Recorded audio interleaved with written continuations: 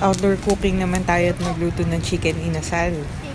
Papakita ko sa inyo yung napakasimpleng paraan kung paano i-marinate to. Tara.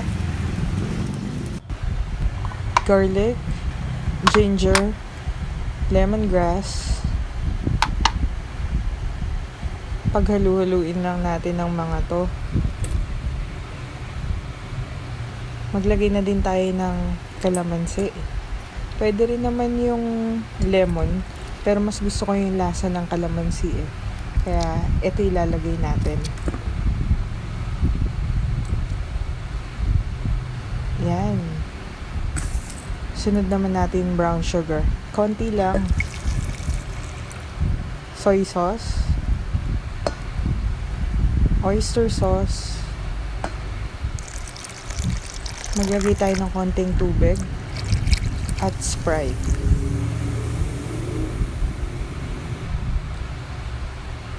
Lagyan na rin natin ng konting oil. Gumamit tayo ng coconut oil dito.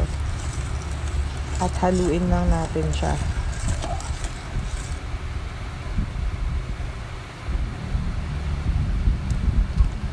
Pagkatapos haluin, pwede na natin ilagay yung mga manok.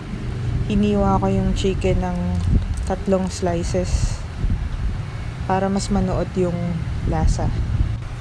I-marinate lang natin yung chicken for at least 3 hours. Pwede na yun para mas malasa siya kapag naihaw na.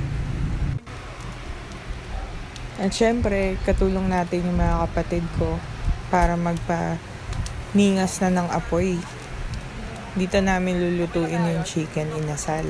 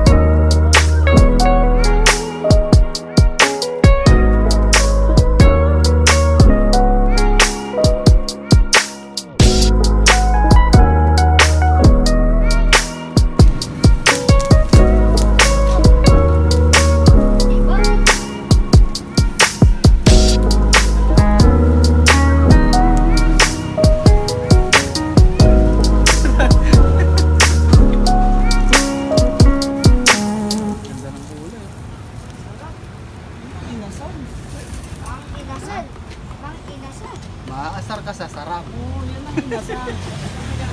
Masarap na, madumi pa. Yun, moment of truth na. Kainan na.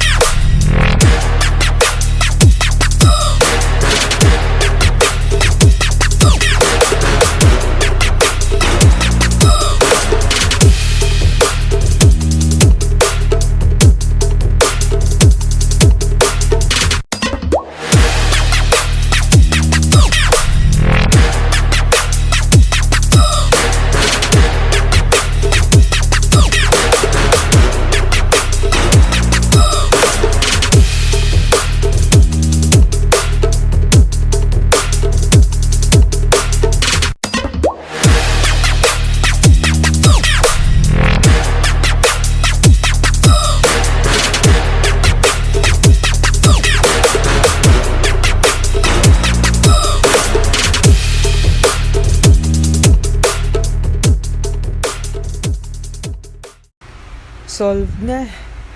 Grabe, sobrang busog. Ang dami pang natirang rice, pero huwag kayong mag-alala, walang masasayang. Kami pa.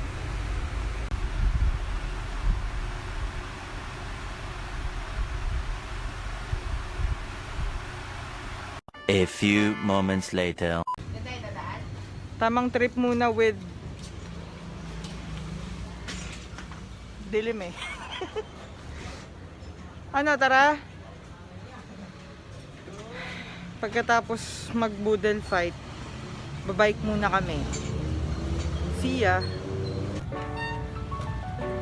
Simpleng pang boodle eh, no? Kala ko ba glorieta lang? Wala po, tuloy-tuloy naman eh. Nandito na kami sa Sabano. Glorieta lang daw.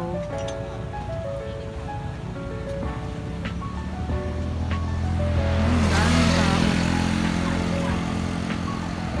Grabe. Parang wala nang ano eh. COVID eh. So dito sa may Sabano Park, merong Nike Factory Store.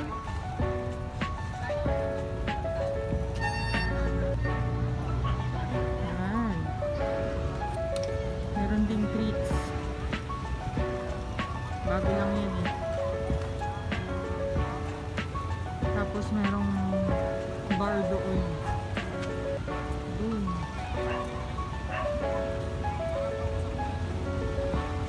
Tapos McDonald's. Haba ng drive-thru. May maliit na parke dito. At may magbubukas na bagong store. Madilim eh, hindi ko makaka-capture.